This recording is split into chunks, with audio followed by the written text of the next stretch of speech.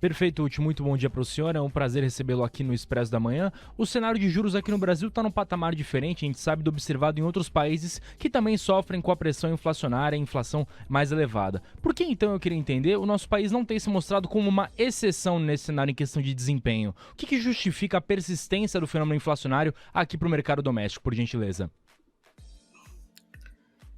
Como eu disse, assim, a gente importa alguns setores. Se você for ver, o Brasil, em termos de juros que você está falando, ele fez a lição de casa correta. O Campos Neto, ele antecipou a subida no juro, nós estamos bem à frente de outros pares não só da América Latina, mas do mundo inteiro, subindo bastante os juros, né? E sinalizando que nós vamos chegar aí num patamar no final do ano entre 13,25, 13,5, o que eu acho que é razoável para conter o processo inflacionário. Agora, Porém, o que você está. diga, Uti, perdão. Não, pode falar, pode falar. Não, que eu queria aproveitar esse gancho, pegar carona nele e dizer o seguinte: apesar de o Brasil ter saído na frente, como o senhor mesmo acaba de reconhecer, e me parece que é uma leitura quase unânime no mercado, com essa elevação da taxa Selic de modo a frear o fenômeno inflacionário, nós ainda não temos visto, digamos, o efeito prático desse arrefecimento. E uma das críticas, que ainda tem uma proporção menor, mas de repente pode ganhar mais músculo, é que essa inflação seria muito mais de oferta do que de demanda. E aí há um questionamento de o quanto que vale você subir a quase 14%, dentro de algumas projeções que já falam da Selic em 13,75%, de modo a bailar junto com uma projeção de crescimento um pouquinho superior a 1%. Como é que o senhor avalia essa equação? Então, eu concordo com você. Eu, particularmente, eu acho que tem que pesar um pouco o lado humano da coisa, né? E com 12 milhões de desempregados e mais quase o mesmo tanto de desocupados, né, que são os microempresários, pessoal que perdeu o negócio por conta dos lockdowns, você precisaria dosar. Uma parte dessa inflação ela vem do petróleo e dos derivados de petróleo.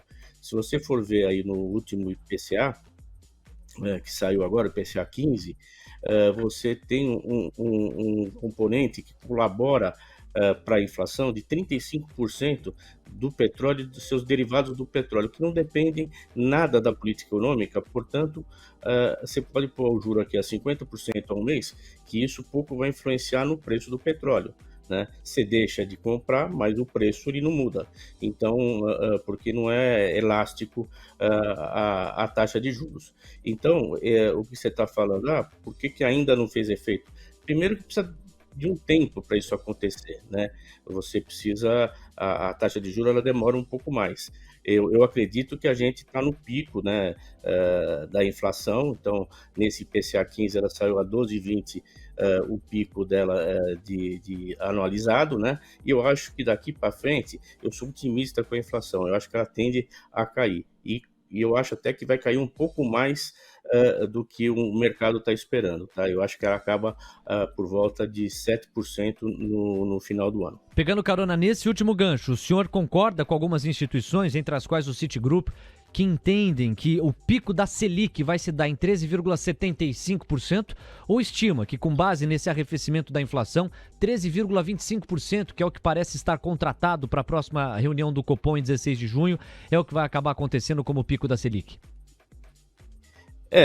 A gente tem alguns fatores, né, que podem influenciar negativamente, como o prolongamento da guerra.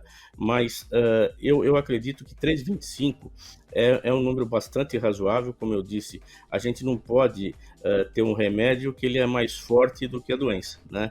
Então, eu acho que esse é um ponto que a gente tem que levar em consideração, que a gente tem 12 milhões de desempregados na rua e não tem sentido você subir muito mais a Selic, sendo que parte da inflação não depende da gente.